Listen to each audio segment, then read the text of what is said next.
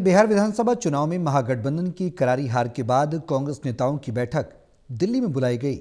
इस बैठक में राहुल गांधी, मल्लिकार्जुन खड़गे और कांग्रेस के वरिष्ठ नेता के.सी. वेणुगोपाल भी मौजूद रहे।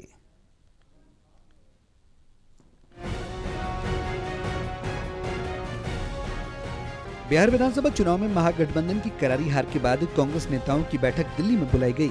इस बैठक में राहुल गांधी, मल्लिकार्जुन खड़गे और कांग्रेस के वरिष्ठ नेता के.सी. वेणुगोपाल मौजूद रहे। पुणे के सांसद पप्पू यादव को उस बैठक से अलग रखा गया, जबकि कटिहार के सांसद तारिक अनवर इस बैठक में मौजूद रहे। बैठक की शुरुआत होने से पहले ही बिहार कांग्रेस के दो नेता संदीप कुमार सिंह और जितेंद्र यादव आपस में उलझ गए। दोनों ने एक दूसरे को देख लेने की धमकी तक दी। हालांकि पार्टी के वरिष्ठ नेताओं ने बीच बचाव कर मामले को शांत करवाया।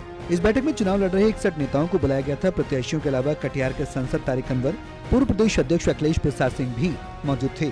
चुनाव हारे नेताओं का कहना था कि सीट शेयरिंग मामले में ज्यादा देरी हुई, इस कारण विरोधी ने मतदाताओं में कई तरह के भ्रम फैलाए। प्रत्याशियों ने ये भी कहा कि सरकार द्वारा रोजगार शुरू करने के लिए जीविका दीदियों के खाते में 10-10 हजार रुपए डाले गए, इसका भी गलत प्रभाव वोटरों के बीच पड़ा। कुछ प्रत्याशियों ने चुनाव प्रक्रिया में गड़बड़ी की शिकायत भी रखी।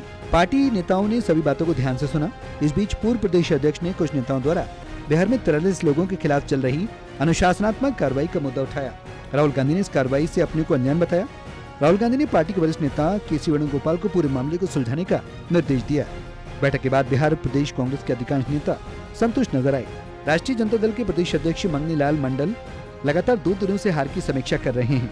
समीक्षा के दौरान मगध और सारण प्रमंडल के हारे हुए नेताओं ने बताया कि भ्रामक प्रचार के कारण पार्टी उम्मीदवारों की हार हुई है।